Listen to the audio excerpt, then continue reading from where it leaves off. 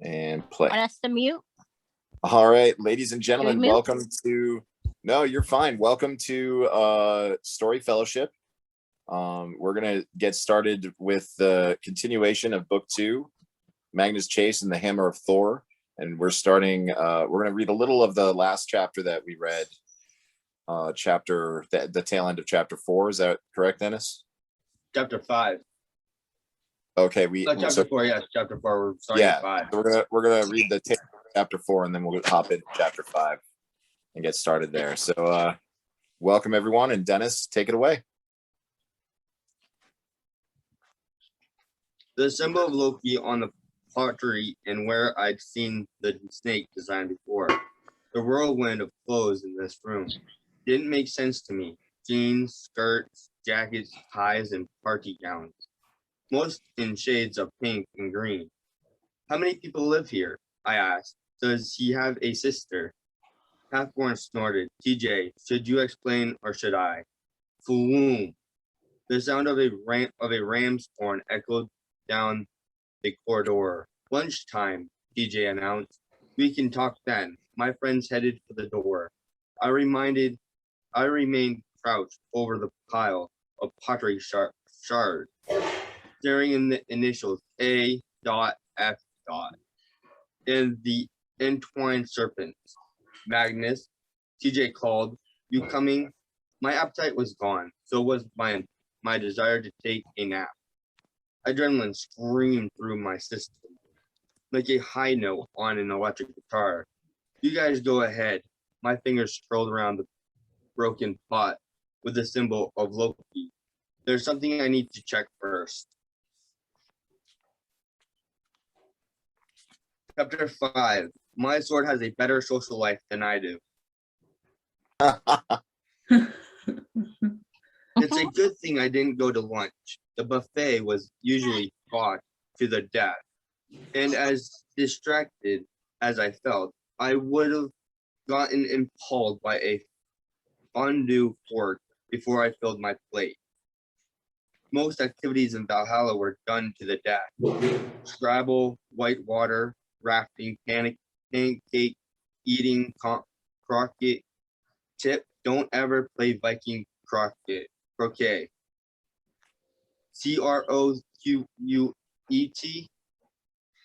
Yeah, that's croquet. Good job. Okay. So pancake eating, croquet. Tip, don't ever play Viking croquet. I got to my room and took a few deep breaths. I half expected the place. Bless you. I think that was a sneeze. Yeah, I think there is sneeze. I got to my room and took a few deep breaths. I half expected the place to be trash as A.F's room. Like maybe the suites were so similar, mine would decide to mess itself up in solitary. Instead, it was just the way I left it, only cleaner. I'd never seen the housekeeping staff. Somehow, they always managed to tidy up when I was gone. They made the bed whether I slept in it or not. They scrubbed the bathroom, even if I'd just done that myself. They pressed and folded my laundry, though I was careful never to leave my clothes lying around. Seriously, who irons and starches underwear? People used to do that back in the day. I felt guilty enough having this huge suite to myself. The idea of housekeepers picking up after me only made it worse. My mom had raised me to take care of my own messes. Still, as much as I tried to do that here, the hotel staff swooped in daily and sanitized everything without mercy. The other thing they did was leave my presents. That bothered me more than the starched underwear. I made my way over to the fireplace when I first checked in. There had been only one photo on the mantle, a shot of my mom and me when I was 8, standing at the summit of Mount Washington. Since then, more pictures had appeared, some that I remembered from childhood, some that I had never seen before. I didn't know where the hotel staff found them. Maybe as the suite became more attuned to me, the photos just emerged from the cosmos. Maybe Valhalla kept a backup copy of every Harji's life on the iCloud. In one shot, my cousin Annabeth stood on a hill, the Golden Gate Bridge and San Francisco in the background. Her blonde hair blew sideways. Her gray eyes gleamed as if somebody had just told her a joke. Looking at her made me happy because she was family. It also made me anxious because it was a constant reminder of our last conversation. According to Annabeth, our family, the Chases, had some sort of special appeal to the ancient gods. Maybe it was our winning personalities. Maybe it was our brand of shampoo. Annabeth's mom, the Greek. I got a message, sorry. Just check. Chases had some sort of special appeal to the ancient gods. Maybe it was our winning personalities. Maybe it was our brand of shampoo. Annabeth's mom, the Greek goddess Aunt Athena, had fallen in love with our dad. Frederick, my dad Frey, had fallen in love with my mother, Natalie. If somebody came up to me tomorrow and told me, surprise, the Aztec gods were alive and well in Houston, and my second cousin was the granddaughter of Quetzalcoatl, Quetzalcoatl, Yeah, it's a hard name. It's Quetzalcoatl. Quetzalcoatl. I would totally believe them. Then I would run screaming off a cliff into Guinea-Guap. The way Annabeth figured it, all the other myths were true. They fed off human memory and belief. Dozens of musty and belief. Dozens of musty. Pythians still muscling up against one another like they did in the old days. As long as their stories survived, the gods survived. And stories were almost impossible to kill. Annabeth had promised we would talk about it further. So far, we hadn't had a chance. Before she returned to Manhattan, she'd warned me that she rarely used a cell phone because they were dangerous for demigods, though I had never noticed any problem. I tried not to worry that she'd been totally silent since January. Still, I wondered what might be going on down there in Greek and Roman land. My hand drifted across the mantle to the next photo. This one was harder to look at. My mother and her two brothers, all in their 20s, sat together on the steps of the family brownstone. Mom looked just as I always remembered. Her pixie haircut, infectious smile, freckles, tattered jeans, and flannel shirt. If you could have hooked up a generator to her joy of life, you could have powered the entire city of Boston. Sitting next to her was my uncle Frederick, Annabeth's father.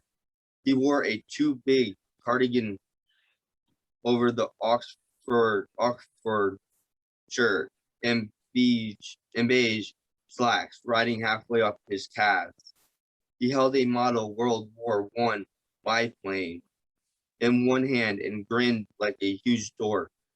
On the top step behind them, with the hands planted on his siblings' shoulders, sat their big brother Randolph. He looked about 25, though he was one of those people who was born to be old. His close cropped hair was so blonde it passed for gray. His large round face and burly frame made his resemble a club bouncer more than an Ivy League grad student. Despite the smile, his eyes were piercing, his posture guarded. He looked as if any second he would charge the photographer,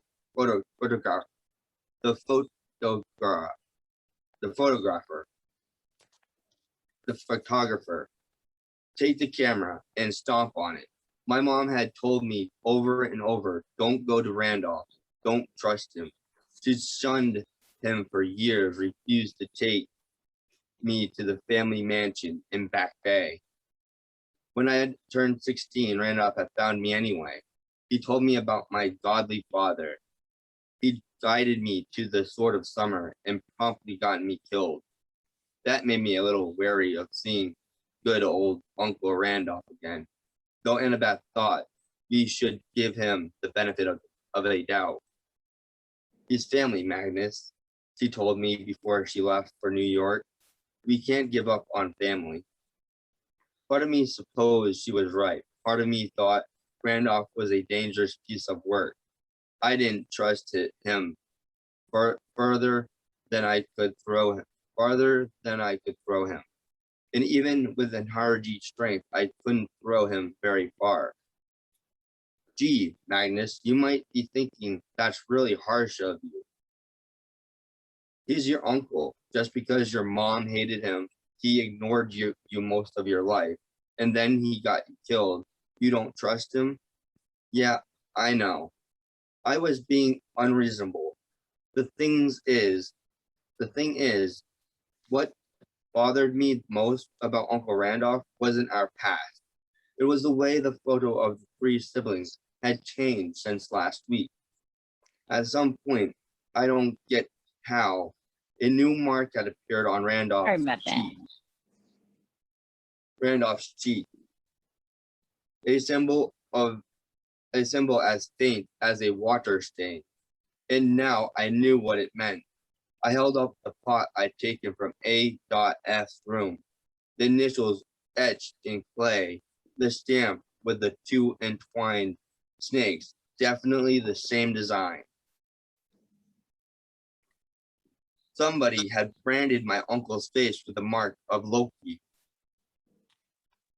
I stared at the snake mark for a long time, trying to make sense of it. I wished I could talk to Hearthstone, my expert on runes and symbols, or Blitzen, who knew about magic items. I wish Sam were here, because if I was going crazy and seeing things, she would be the first to slap some sense into me. Since I didn't have any of them to talk to, I pulled out my pendant and summoned Jack. Hey, senor! Jack somersaulted through the air, his runes glowing blue and red. Nothing like a little disco lighting when you want to have a serious conversation. Glad you woke me up. I have a date this afternoon with a hot spear. And if I missed that, oh man, I would stab myself. Jack, I said, I'd rather not hear about your dates with other magical weapons. Come on, you need to get out more if you want to be my wingman. I could totally set you up. This spear has a friend. Jack, fine. He sighed, which caused his blade to glow a lovely shade of indigo. No doubt the Lady Spears found that very attractive. So what's up? No more ninjas to fight, I hope. I showed him the serpent mark on this piece of pottery. You know anything about this symbol? Jack floated closer. Yeah, sure. That's one of Loki's marks. I don't have a PhD in Germanic literature or anything, but I think it represents, snakiness. I started to wonder if summoning Jack had been a good idea. So our new neighbor across the hall makes pottery. Then every pot has this on the bottom. Huh? I would guess he's a son of Loki. I know that, but why would he brag about it? Huh? I don't know, but here's the symbol of Loki if you guys want to see. Yeah. Did you get it? Yeah, Oh, that's the symbol. That's what it looks like. That's the symbol on the Nice. that's what's on the book. Yep. That's Sam cool. doesn't even like Wow, that is awesome. That's really cool. Yeah, it's not awesome that it appeared on the picture of his uncle branded on the cheek of his uncle. No, it's And- not cool. No. Means his uncle is under the power of Loki. But keep going. That's not good. Keep going. Wow. Loki's symbol on all the I know that, but why would he brag about it? Sam doesn't even like to mention her dad. This guy stamps Loki's symbol on all his work. No accounting for taste, Jack said. Once I met a throwing dagger with a green acrylic grip. Can you imagine? I picked up the photo of the 3 Chase siblings, but sometimes during the last week, that same Loki symbol appeared on my uncle's face. Any thoughts? Jack planted the tip on his blade in the living room carpet. He bent forward until his hilt was an inch from the photo. Maybe he was getting nearsighted, near-hilted. I said. He said, "You want my opinion? Yeah, I think that's pretty strange." I waited for more. Jack did not elaborate. Okay, then I said, "You don't think maybe there's a connection between, I don't know, another child of Loki showing up in Valhalla and this weird mark on Randolph's face, and the fact that suddenly, after a couple of months of quiet, we have to find Thor's hammer right away to avoid some invasion?" When you put it like that, Jack said, you're right. It's very strange. But Loki is always showing up in weird places. And Thor's hammer, Jack vibrated in place like he was either shuddering or suppressing a laugh. Magellor is always getting misplaced, I swear. Thor needs to have that hammer duct taped to his face. I doubted I would be getting that image out of my head anytime soon. How can Thor lose it so easily? How could anyone steal it? I thought Magellor was a heavy nobody else was so heavy nobody else could pick it up. Come on, misconception, common misconception, Jack said. Forget all that. Only the worthy can lift it. Stuff from the movies, the hammer is heavy, but you get enough giants together. Sure, they can lift it. Now wielding it, throwing it correctly, catching it again, summoning lightning with it, that takes some skill. But I've lost count of the number of times Thor has fallen asleep in some forest. Prankster giants have rolled up in a backhoe loader, and the next thing you know, the thunder god is hammerless. Most of the time he gets it back quickly, kills the pranksters, and lives happily ever after. But not this time. Jack wobbled back and forth, his version of a shrug. I suppose getting Magellor back is important. The hammer is powerful, inspires fear in the giants, smashes entire armies, keeps the forces of evil from destroying the universe, and whatever. Personally, I've always found him kind of a bore. He just sits there most of the time, doesn't say a word, and don't ever invite him to karaoke night at the nuclear rainbow. Disaster. Disaster. I completely had to carry both parts on. Love never felt so good.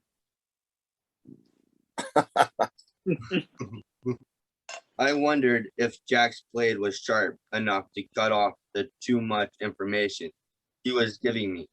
I guess not. Last question, I said. Halfborn mentioned that this new child of Loki was an Arger. You have any idea? I love Arger. Jack. Argrs. Argers.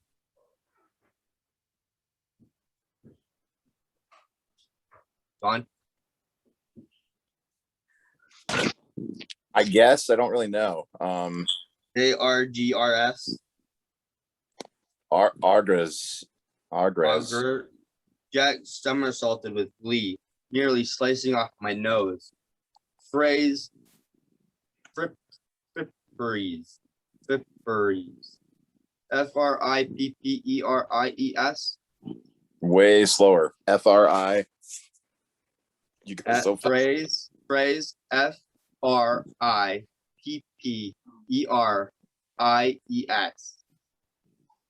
Fripperos. Fripperies. Yeah, I guess. Fripperos. Fripperies. We have an Arger across the hall. That's great news. So one time we were in Midgard, me and Frey and a couple of elves, right? It was like 3 a.m, and this Arger walked up to us. Jack howled with laughter. His room's pulsing in full Saturday night fever mode. Oh wow, that was an epic night. But what exactly? Someone knocked on my door. TJ poked his head in. Magnus, sorry to bother. Oh, hey, Jack, what's up? TJ, Jack said. You recovered from last night? TJ chuckled, though he looked embarrassed. Just about. I frowned. You guys went partying last night? Oh, senor. Jack chided. You really need to come out with us. You haven't lived until you've gone clubbing with a Civil War bayonet. TJ cleared his throat.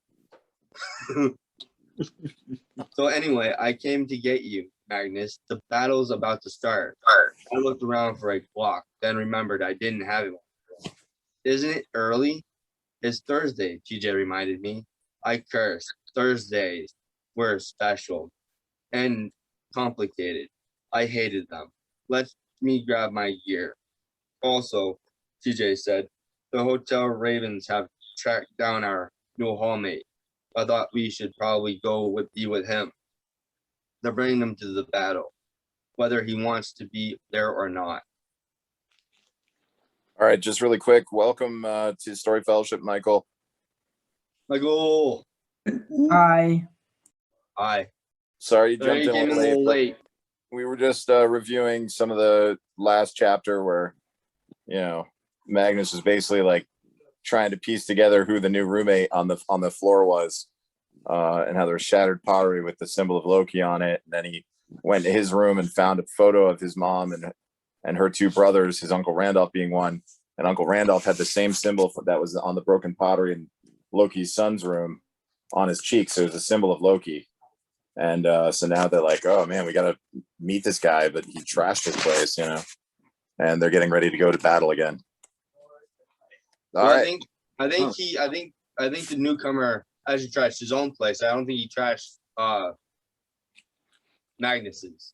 No, he trashed his own room, but Yeah, Magnus okay. looked in it. I want to make sure I want to clear that up. Yeah, Magnus went and looked in his room and was like, wow, this place is destroyed. This place isn't destroyed. Yeah, It was the newcomers. the new kids. Yeah. Love me some weasel. Chapter 6. Love me some weasel soup. Ugh. We gotta make that vision. Mm-mm. Emily's like, Thursday, nah. Oh, no. Thursday meant dragons. Hell which no. meant Hey, Travis. Hell no. Hell chapter no. 6. Okay. Chapter 6. Love me some weasel soup. Thursday meant dragons, which meant an even more painful death than usual. I would have brought Jack, but 1, he thought practice battles were beneath him, and 2, he had a hot date with a full arm. By the time TJ and I arrived at the battlefield, the fighting had already started. Armies streamed into the hotel's interior courtyard and topographical killing zone, big enough to beat its own sovereign Big enough to be its own sovereign country. sovereign country. Yeah, there you go. Sovereign country. With woods, meadows, rivers, hills, and mock villages on all four sides, soaring into the hazy white, fluorescent sky. Tires of gold-rimmed balconies overlook the field. From the upper level, catapults hurled fiery projectiles for the warriors below, like deadly ticker tape.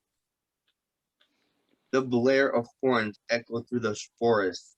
Plumes of smoke rose from burning huts, and Harajar charged into the river, fighting on horseback, laughing as they cut each other down. And because it was Thursday, a dozen large dragons had also joined the slaughter. The olden Harajar called them lindworm. If you ask me, that made them sound like a mildly annoying skin rash. Instead, lindworm were the size of length of 18-wheelers.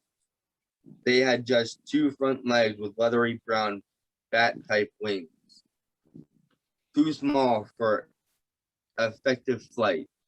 Mostly, they dragged themselves across the ground, occasionally flapping, leaping, and swooping down on their prey. From a distance, with their brown, green, and ochre hide, they looked like an angry flock of giant carnivores, turkey snakes. But trust me, up close, they curl.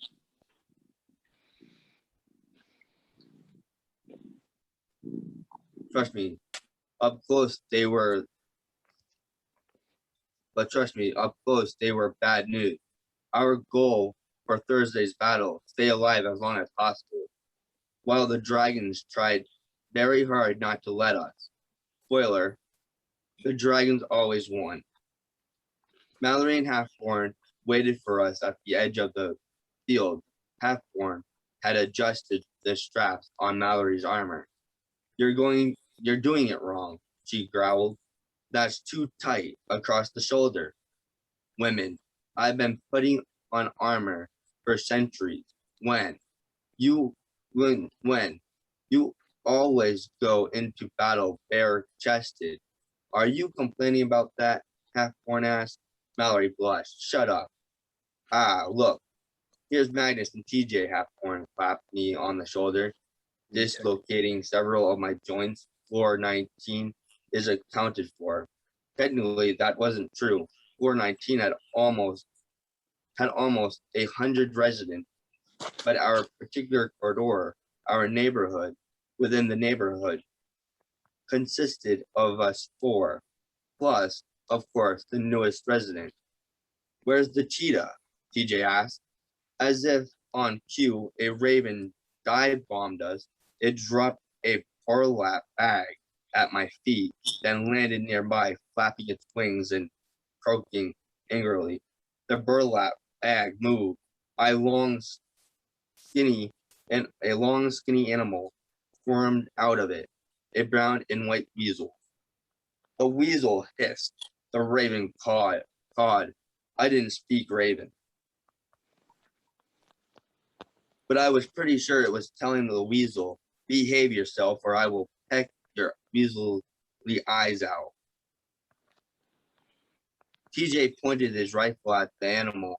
You know, when the 54th Massachusetts was marching toward Darien, Georgia, we used to shoot weasels and cook them in a soup. Tasty stuff. You guys think I should get out my old recipe? The weasel transformed. I'd heard it so much about this new recruit being a monster that I half expected him to turn into a living corpse, like the goddess, Hell, or a miniature version of the sea serpent, than can. Instead, the animal grew into a regular human teen, long and lanky, with a swirl of dyed green hair, black at the black at the roots, like a plug of weeds pulled out of a lawn. The weasel's brown and white fur changed into green and pink clothes. Battered rose high top, skinny lime green corduroy pants, a pink and green argly sweater vest over a white tee, and another pink cashmere sweater wrapped around the waist like a kilt. The outfit reminded me of a gestures Motley, or the coloration of a venomous animal warning the whole world. Try me and you die. The newcomer looked up, and I forgot how to breathe. It was Loki's face, except younger. The same wary smile and sharp features, the same unearthly beauty, but without the scarred lips or the acid burns across the nose. And those eyes, one dark brown, the other pale amber. I'd forgotten the term for that, having different colored irises. My mom would have called it David Bowie's eyes. Bowie eyes.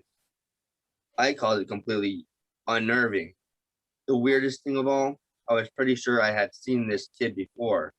Yeah, I know you're thinking a kid like that would stand out. How could I not remember exactly where we crossed paths?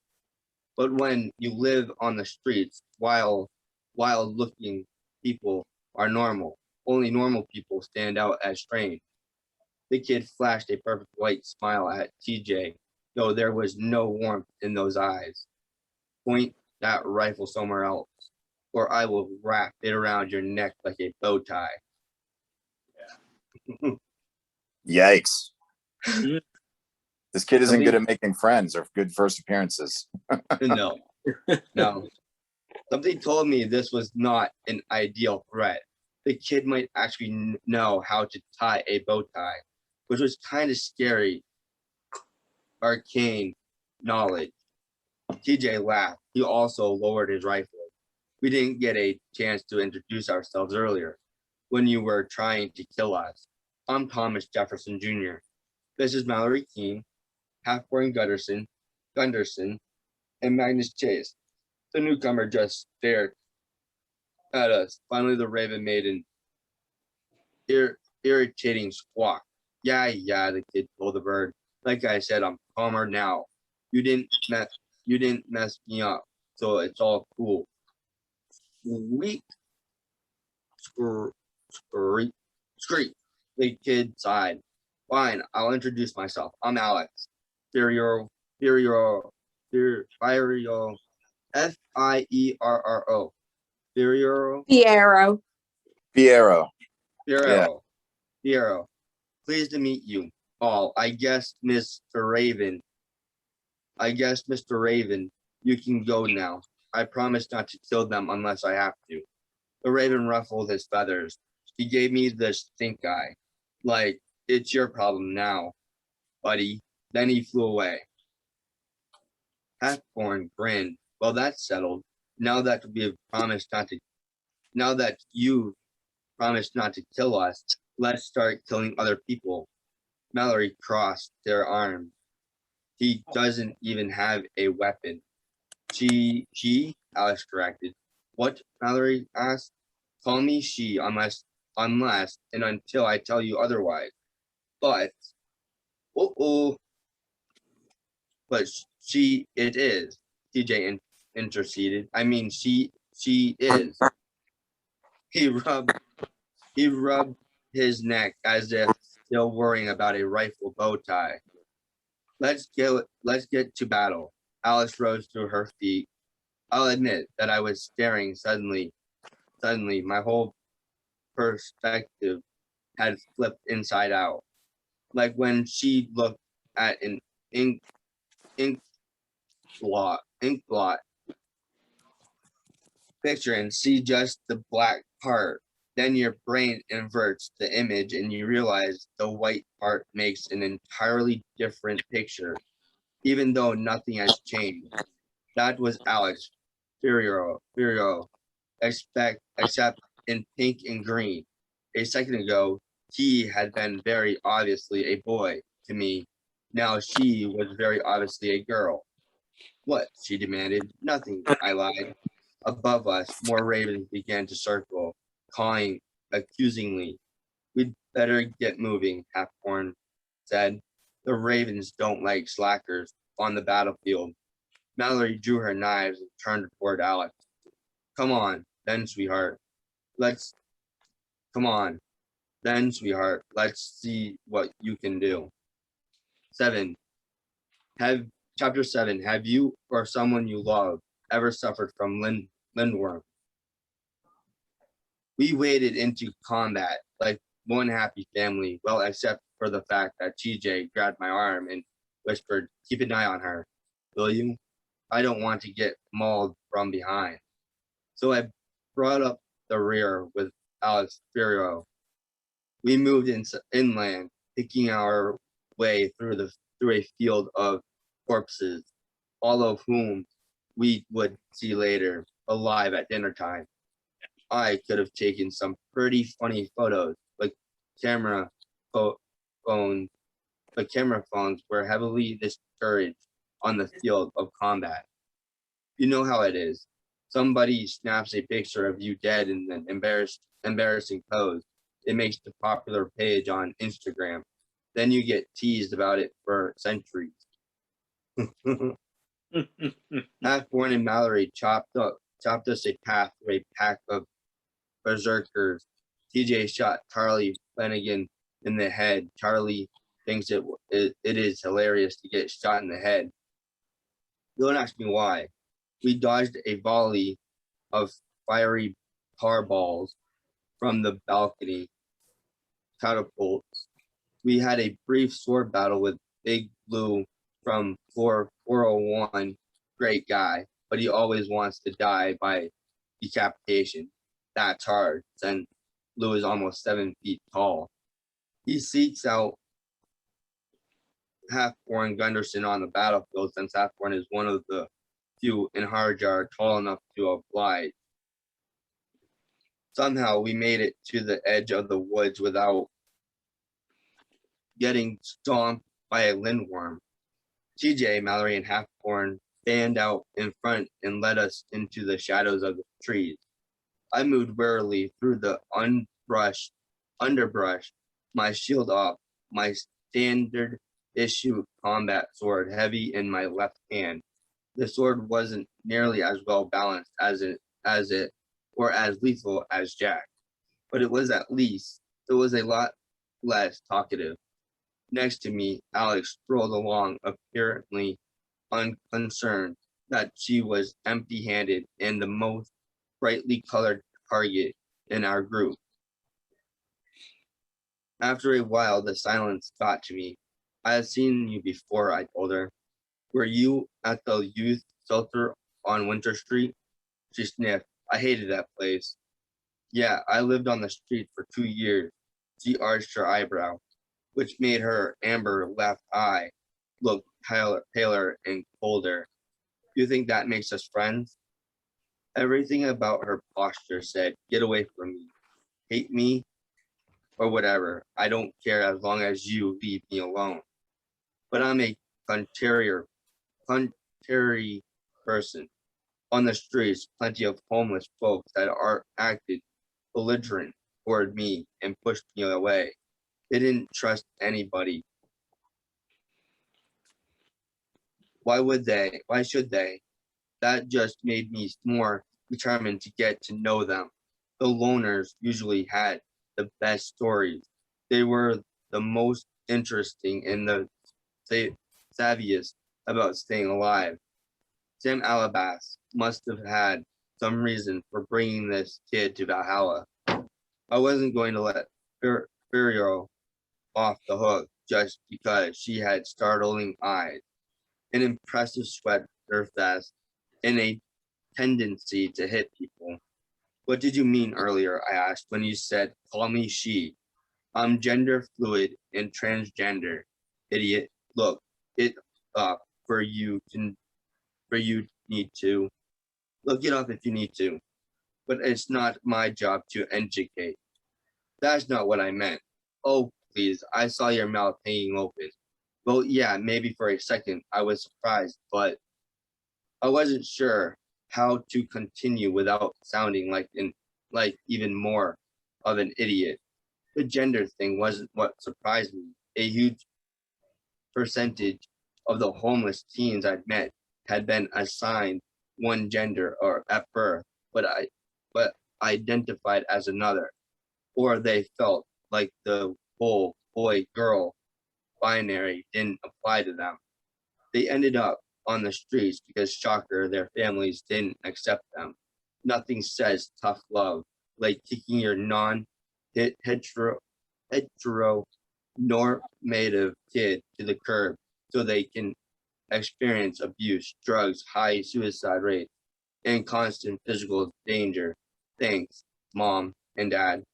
What surprised me was the way I'd reacted to Alex, how fast my impression on her had slingshot and the kind of emotion that had stirred up.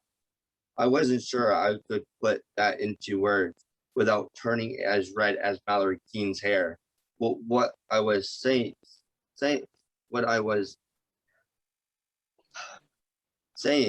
is, saying is when you were talking to the Raven, you mentioned you were worried you'd been messed up. What did you mean? Alice looked like I just offered her a huge wedge of Limburger cheese. Maybe I overreacted. I wasn't expecting to die today or get scooped up by some Valkyrie. That was Sam. She's okay. Alex shook her head.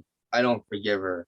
I got here and found out whatever. I'm dead, immortal. I'll never age and never change. I thought that meant. Her voice frayed. It doesn't matter. I was pretty sure it mattered. I wanted to ask her about life back in Midgard, why she'd had an outdoor arterium just like mine in her suite, why all the pottery, why she would want to put the mark of Loki next to her initials on her work.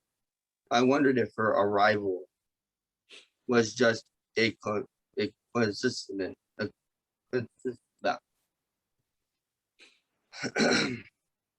was Take a just a breather. coin, okay, Coincidence? coincidence, or whether it had something to do with the mark on Uncle Randolph's face. In the photo, and our sudden urgent need to find Thor's hammer. On the other hand, I suspected that if I tried to ask her all that, she would turn into a mountain gorilla and rip my face off.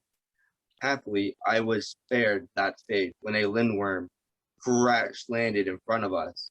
The monster hurtled out of the sky, flapping its ridiculous wings and roaring like a grizzly bear with a 100-watt amp. Trees cracked and splintered under its weight, and it landed in our midst. A word, Halfborn yelled, which was Old Norse for "Holy crud, there's a dragon!" Just before the lindworm smacked him into the sky. Judging from the arc, Halfborn Gunnarsson was going to end up somewhere around floor 29, which would be a surprise to anyone relaxing on their balcony.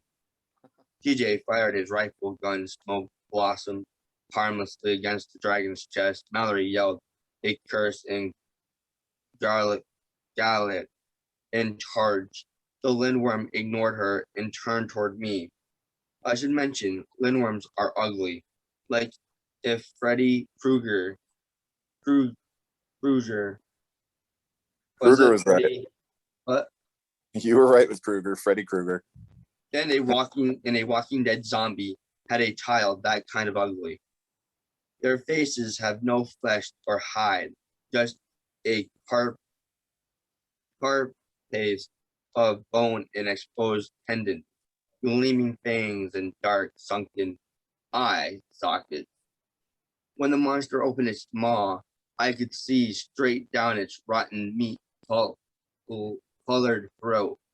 Alex crouched. Her hand fumbled with something at her belt. This isn't good. No kidding. My hand was so sweaty I could barely hold my sword. You go right, I'll go left. We'll flank it. No, I mean, that isn't just any dragon. That's Grimwolf, one of the ancient worms. I stared up into the monster's dark eye socket. He did seem bigger than most of the Lindworms I'd fought, but I was usually too busy dying to ask a dragon its age or name.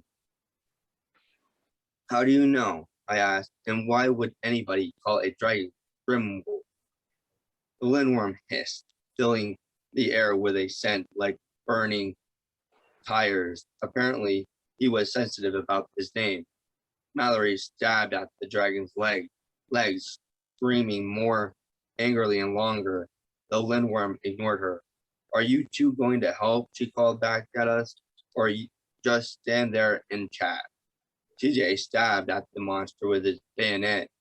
The point just bounced off the creature's ribs. Being a good soldier, TJ backed up and tried again. Alex tugged some sort of cord from her belt loop, a dull steel wire no thicker than a kite string, with simple wooden dowels in either end for handles. Grimwolf is one of the dragons that live at the root of Yggdrasil. He shouldn't be here. No one should be crazy enough to. Her face blanched. Her expression hardened, as if turning into Lindworm bone. He sent it for me. He knows I'm here. Who? I demanded. What? Distract him, she ordered. She leaped into the nearest tree and began to climb. Even without turning into a gorilla, she could definitely move like one. I took a shaky breath. Distract him, sure. The dragon snapped at Alex, biting off several tree branches. Alex moved fast, scampering higher up the trunk. But one or two more snapped, and she'd be a Lindworm, lunchable.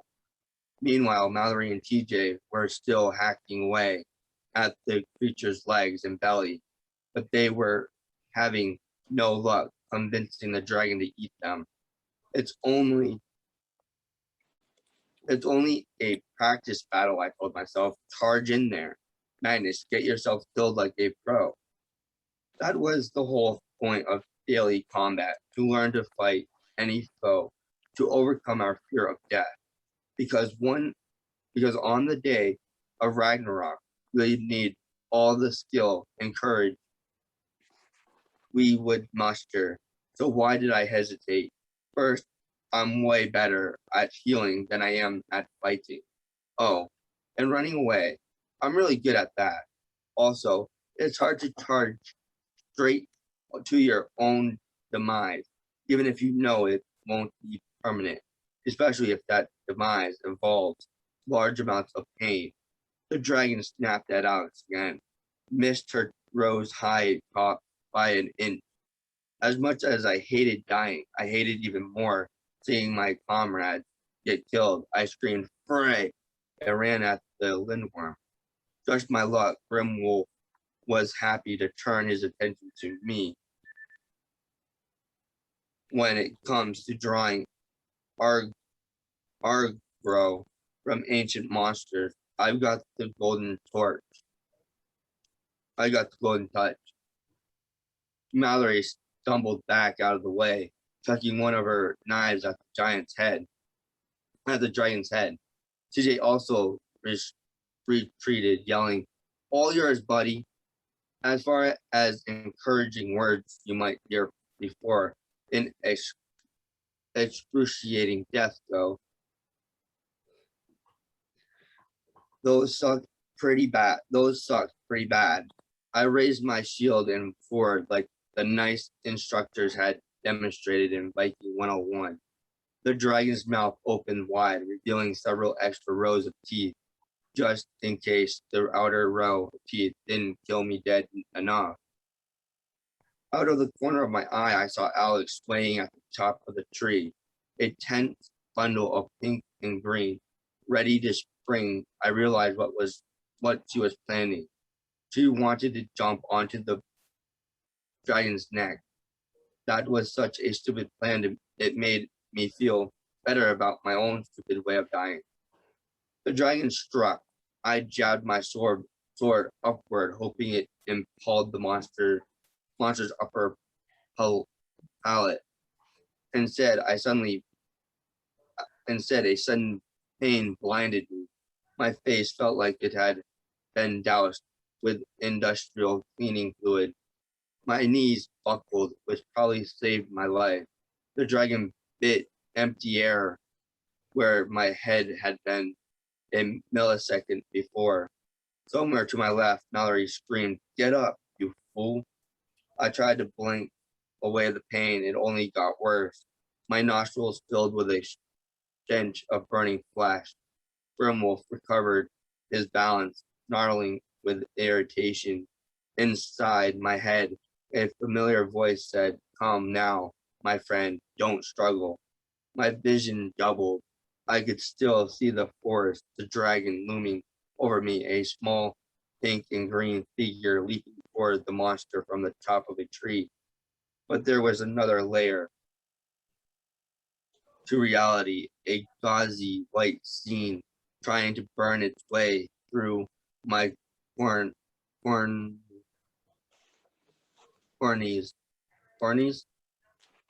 How's it spelled? Corneas. Yeah, corneas, I guess. No, I think it's the whites of the eye. Oh, corneas. Cornea. Yeah, it's corneas. Corneas. Corneas. I felt it. I knelt in Uncle Randolph's study in the Chase family mansion in Back Bay. Standing over me was someone much worse than a lindworm, Loki, the god of evil. He grinned down at me. There we are. How nice. At the same time, the dragon Grimwolf struck again, opening his maw to devour me whole. Chapter 8. I am saved from certain death by being killed. I never Jeez. existed. Huh? Jeez. I Yeah. guess getting killed in the real battle saves him from the battle in his mind with Loki. Right? I never existed in two places at once before. I decided I didn't like it. Though the pain, I was dimly aware of the fight. In the forest, Grimwolf was about to bite me in half when suddenly his head bucked upward. Now Alex was straddling his neck, pulling her cord so tight around the dragon's throat that he thrashed and stuck out his forked black tongue. TJ and Mallory rushed in front of me, acting as a shield. They yelled at Grimwolf, waving their weapons and trying to herd him back.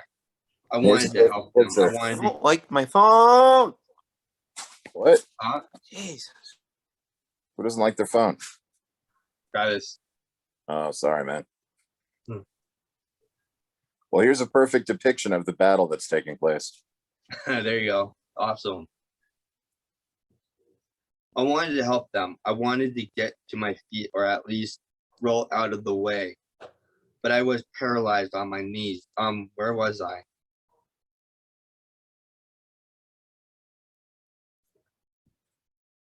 TJ and Mallory rushed in front of me, acting as a shield.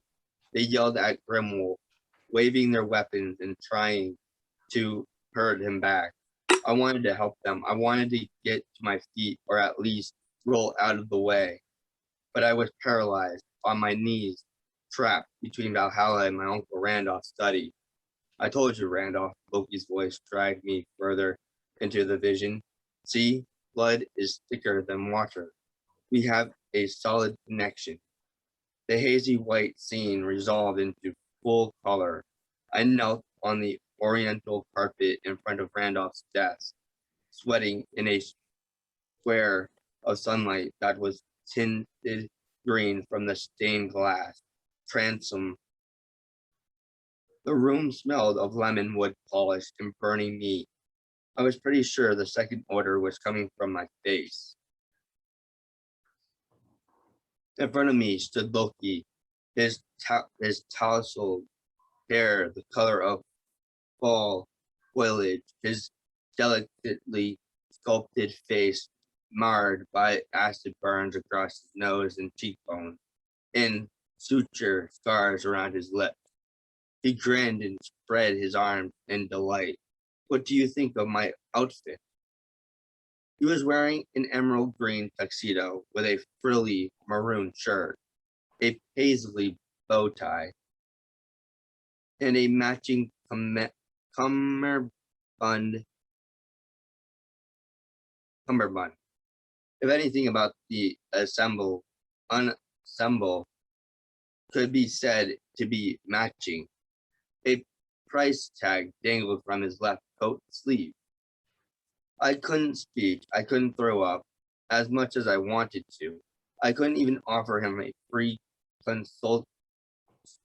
consultation at Blitton's Fast. No, Loki's expression soured. I told you, Randolph, you should have bought me the canary yellow one too. A strangled sound came from my throat. Magnus, said Uncle Randolph's voice, don't listen. Loki extended his hand, the ends of his fingers smoking. He didn't touch me, but the pain across my face tripled, as though someone were branding me with an iron. I wanted to collapse, to beg Loki to stop, but I couldn't move. I realized I was seeing everything through my uncle's eyes. I was inhabiting his body, feeling what he was experiencing. Loki was using Randolph as some sort of agony operated telephone to contact me. The pain eased, but Randolph's extra weight enveloped me like a lead wet suit. My lungs rattled. My worn out knees ached. I didn't like being an old man. Now, Randolph, Loki chided. Behave yourself, Magnus.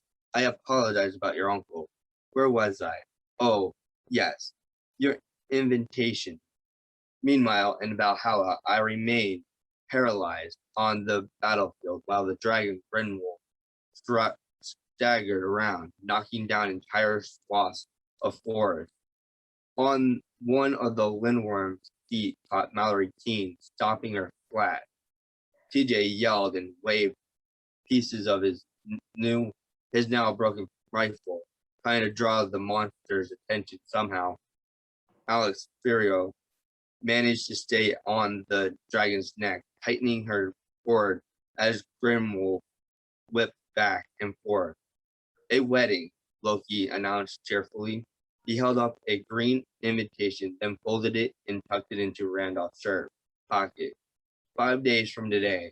I apologize for the short notice, but I hope you can come, especially since it's up to you to bring the bride and the bride price. Otherwise, well, war, invasion, Ragnarok, etc. A wedding will be much more fun. Now let's see, how much has Samara told you?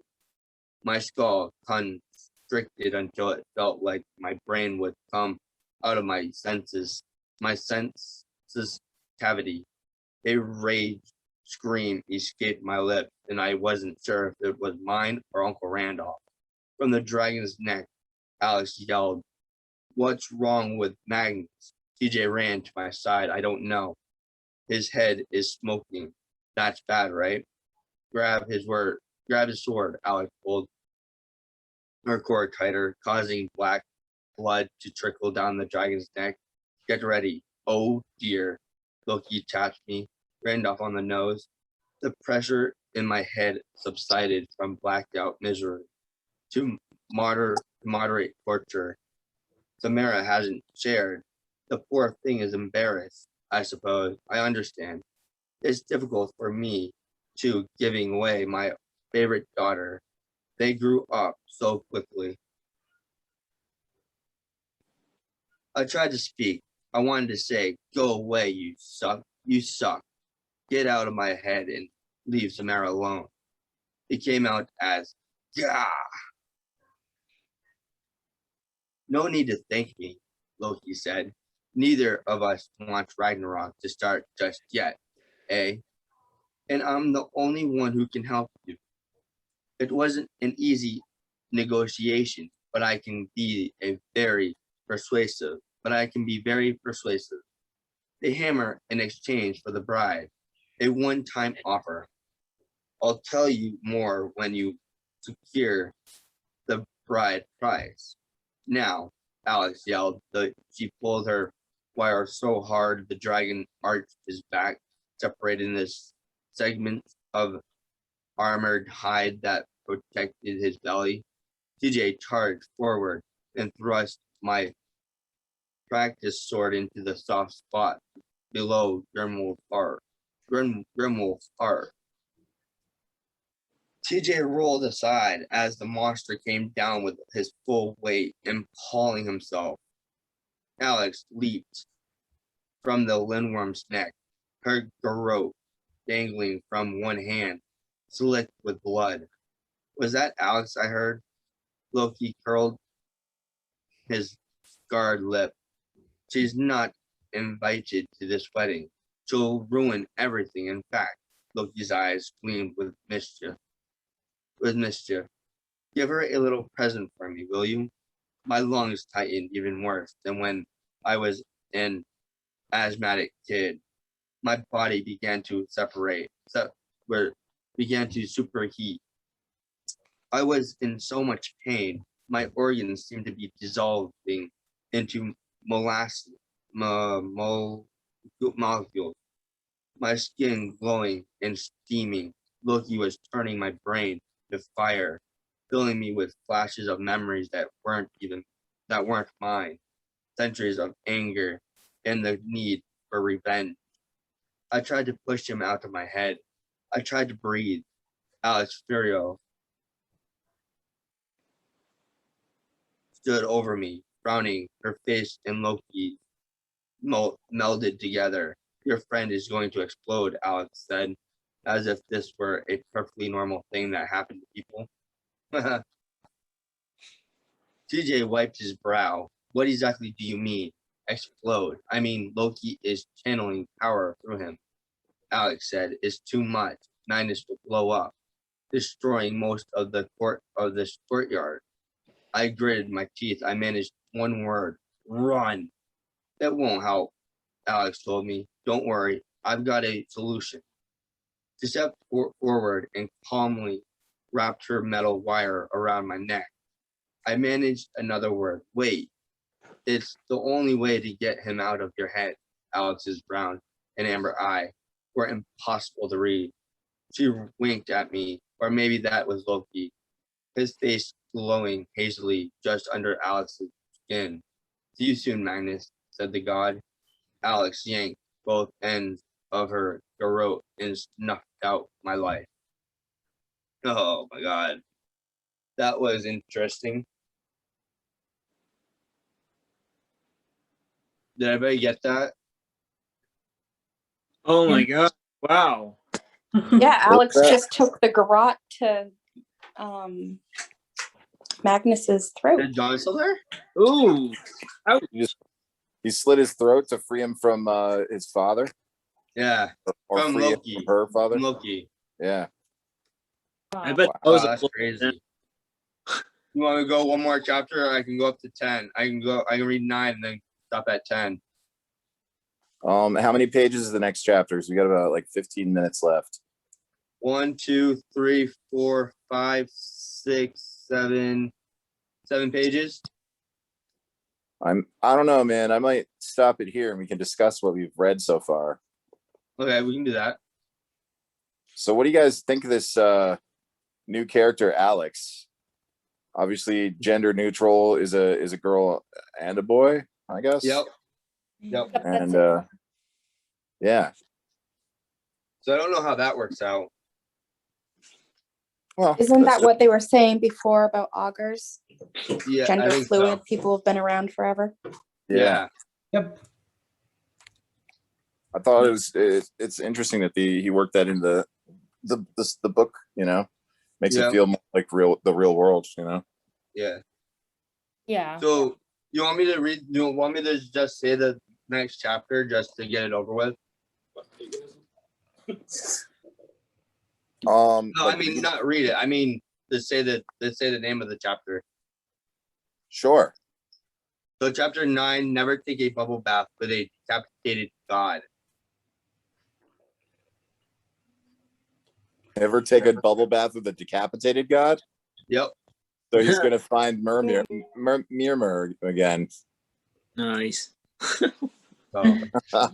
That's funny. That's could good. be. I don't know. It could be somebody else. I don't know. Mimir's the only like headless god I know about. Yeah. We read 9, so we read 5, so 5.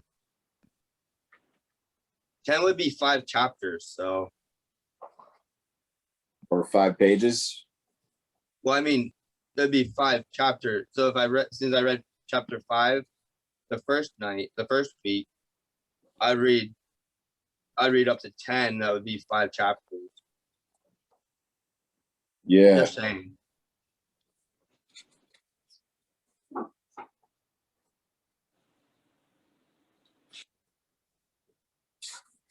Well, I think you did a great job. I'm definitely interested in your character, and it seems like maybe Alex is not quite so devout in.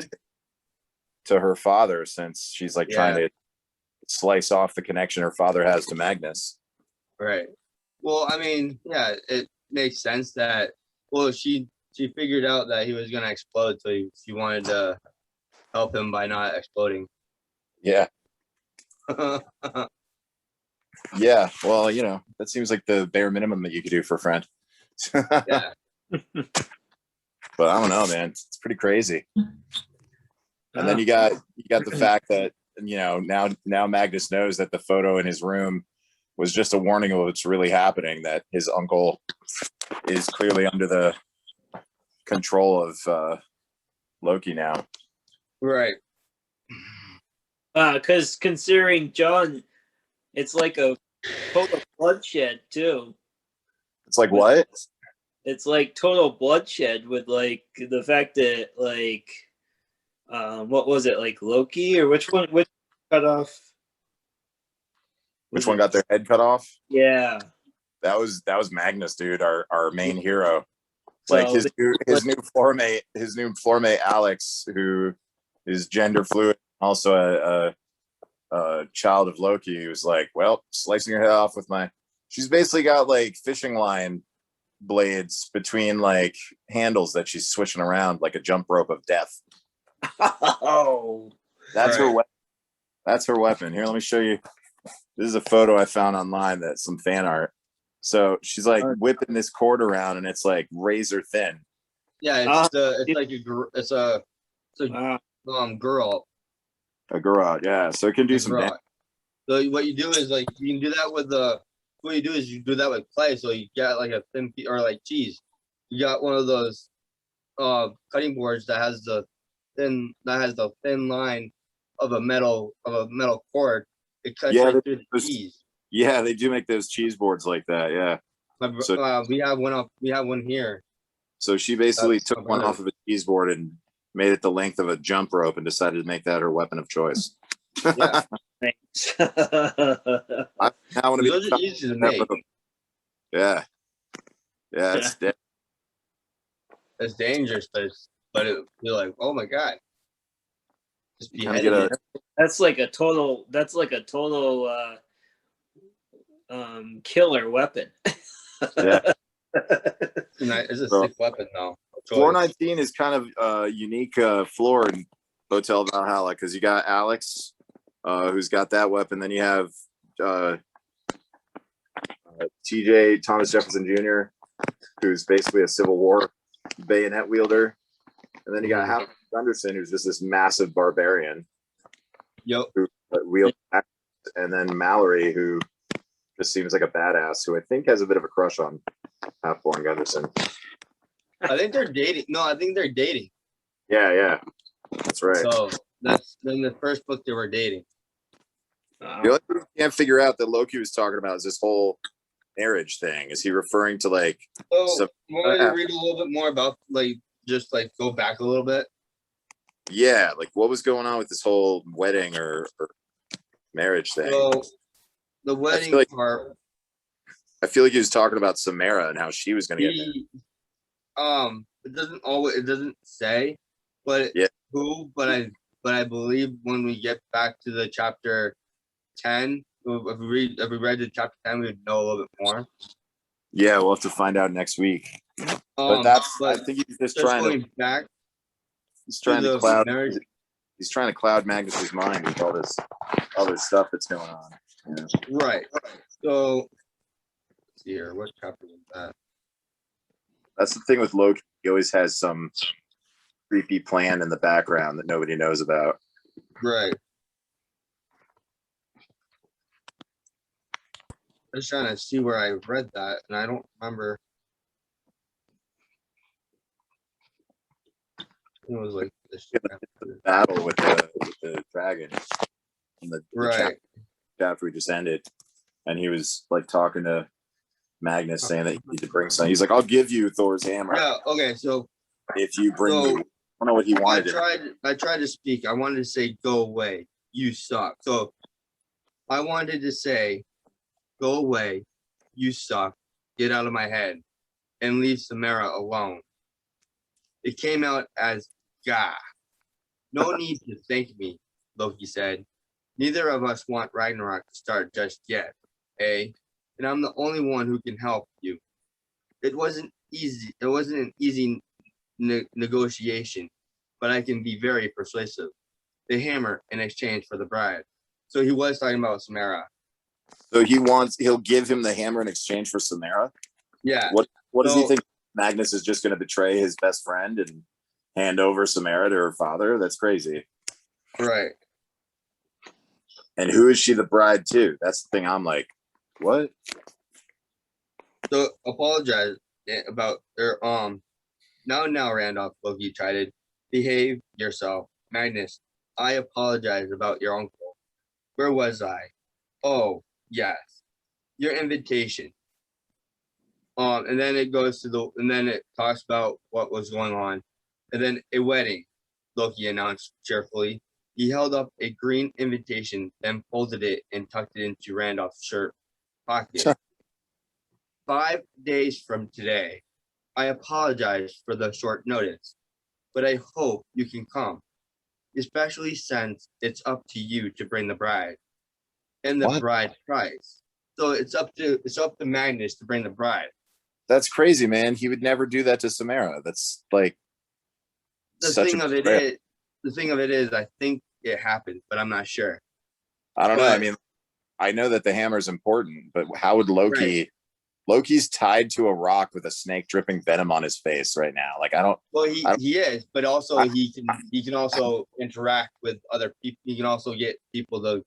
I don't know how he's interacting with them. So I wonder if he just got a bunch of giants to steal the hammer, and they're keeping it for him until he gets his daughter for marriage. Could have. I apologize for the short notice, but I hope you can come, especially since it's up to you to bring the bride and the bride price. I don't know what the bride price is, but otherwise, well, war, invasion, Ragnarok, etc. A wedding will be much more fun. Now, let's see how much has Samara told you. And, And then then it it's goes to all- like, And it's all And it like goes on interrupted by the battle. Then it's Yeah. all interrupted by the battle and everything, and then right. and then his And then it daughter- goes into, I suppose I understand. It's difficult for me. So, blackout misery to moderate torture Samara hasn't shared. The poor thing is embarrassed, I suppose. I understand it's difficult for me, too, giving away my favorite daughter. They grow up so quickly. Huh. I But who did tried he to give her speak. away to? Right, I don't know who he's giving away to. I tried to speak. I wanted to say, go away. You suck. Get out of my head and leave Samara alone. It came out as Gah. No need to thank me, Loki said. Neither of us wants Ragnarok to start just yet. Hey, and I'm the only one who can help you. It wasn't an easy negotiation, but I can be very persuasive. The hammer in exchange for the bride. A one-time offer. I'll tell you more when you secure the bride price. Now, what's the bride price? We don't know. Yeah. Wow. This is getting interesting. Samara's all tied up in it now. Yeah, and then he says, "See you soon, Magnus," said the god. So Loki Once he says, comes- "See you soon." And then his daughter's son Alex like slit his throat. So Well, I mean, Groded it. Yeah, yeah. We will Yep. see. Well, the adventure definitely. next week, my friends. I hope you all Yes. enjoyed Story Fellowship, and we will see where it takes us next week. I can't wait, John. Yeah, it's going to be pretty wild, man. Now there's a secret wedding being planned by the most evil character in the book, Loki. So Yeah. you got to wonder what that's about. Oh, that's gonna be epic. What- Loki is one of those people that need to be definitely. Yeah, and what unholy arrangement has he made? Like, who is Samara going to be forced to marry? Who Right. knows? Whoever it is, Loki probably arranged it so that he would get more power out of the arrangement. Yep, So probably. not That's because he yeah. wants. I doubt he made the arrangement because he wants Samara in any way to be happy with the arrangement, but he just wants to be happy with it. So Well, he also wants to start Ragnarok. Remember? yeah, but he said the wedding would be instead of Ragnarok. It would Yeah, postpone but it. he also wants to have fun. So it's kind of like he wants to have a wedding, but also start Ragnarok. Yeah, this is going to be very interesting. Well, we'll leave it off there, guys. Sorry I had so many questions. It's fine. But it's cool to kind of talk it through. Yeah. All right. Well, I will see you all tomorrow for science class, Real Life Dragons at 11:30, and then we will have our Friday fun night, which is wait for it. I'm pulling it up now. Wait for it. Our art. It's gonna be our art show. So think of two pieces of art that you have, if it's sculpture or a painting or a drawing that you want to show, or if it's even a music piece that you want to play. We'd love to hear your music, see your artwork. It's art of all kinds, and it should be a lot of fun. Yeah. Maybe for the art show, Dennis, you could read us a poem. That'd be pretty cool. Yeah. But we will see you guys tomorrow. Everybody have a safe night and stay dry. It's pretty rainy out there. Oh yeah.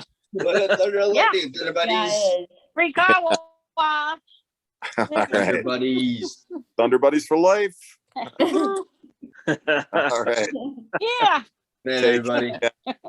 Right. Bye. Bye.